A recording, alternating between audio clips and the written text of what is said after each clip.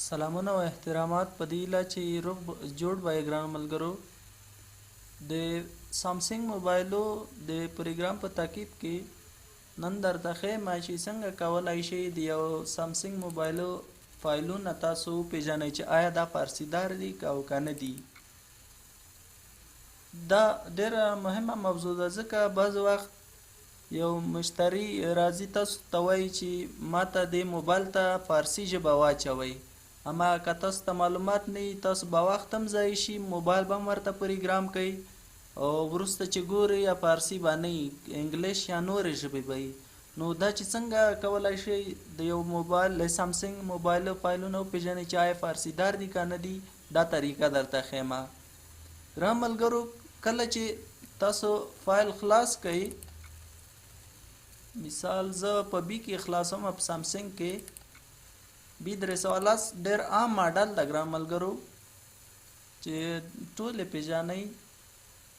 په دې فایل کې تاسو وینئ بي 310 ای لیکلې ده او دې نه بعد جی پی لیکلې او دا جی پی څه معنا ورکوي؟ دا فارسیدار فایلونه دي.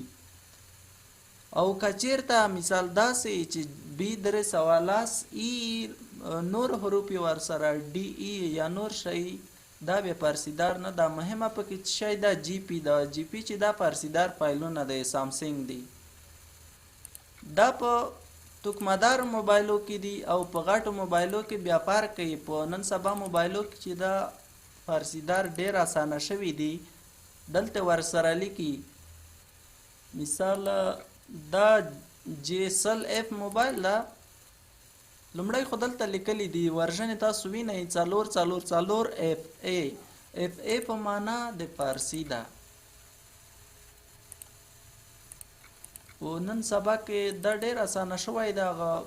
کوم چې ما درته وښو دا په توکمدارو کې ده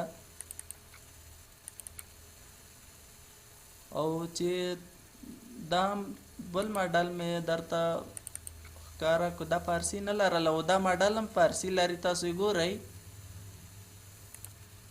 چې یو فارسي ډېر ښه په واضح توګه یې لیکلي دي. خو اوسني موبایلونه چې دي کوم سامسنګ چې دي دا ډېر اسانه شوي دي، فارسیدار یې لیکلي دي. دغه برخه هم تاسې ګورئ اکثر په فایلو یې په غټ هغې لیکلي دي فارسي.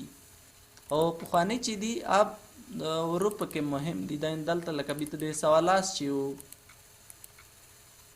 یا په سی کې چې مثال دا ماډل درته ښیمه، دا دلته غټ لیکلي دي فارسیدار، دلته لیکلي جی پی. دا جی پی چې دا فارسیدار فایلونه دي.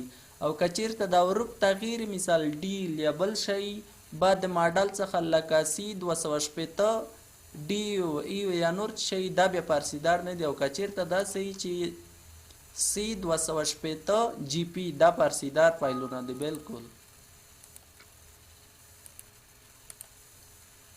بل ګران ملګرو کله چې تاسو سامسنګ موبایلونه پروګراموئ، اکثره وخت دې ته اړتیا نشته چې تاسو زایټریکس باکس ولرئ، ځکه بدیل لاره د زایټریکس شته دی چې هغه هم د اوډین په نامه یوه برنامه ده، کولی شئ تاسو د هغې نه استفاده وکئ. زه به دلته تاسو ته وښیم، دا د اوډین برنامه ده یا سافټویر دی. دا د پروګرام دپاره ډېر بهترین سافټویر دی چې په اوس مهال کې ډېر خلک ترې استفاده کوي. او اوس پکې نور رقم هم راوتلي، مسلم اوډین موډ اوډین ورته وایي او داسې نور نومونه ورکړي دي. خو دا چې دا ډېر ښه ده. راتلونکي ویډیو هم موږ چې کړې دا د سامسنګ موبایلونو پروګرام کول دي، هغه هم د اوډین په واسطه. زه به یې تاسو ته عملي وښیم چې څنګه کولی شئ یو سامسنګ موبایل پروګرام کوئ او فارسیداره ژبه یې پکې انتخاب کوئ یا معلومه کوئ.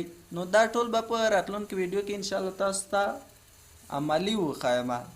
نو هیله ده چې ویډیو به مو خوښه شوې وي او څه به ترې زده کوئ. او که چیرته مو زموږ یوټیوب چینل نه وي سبسکرایب کړی، زموږ یوټیوب چینل سبسکرایب کړئ او له ملګرو سره ویډیوګانې شریکې کړئ. تر بیا پرې ښې چارې، خدای په امان.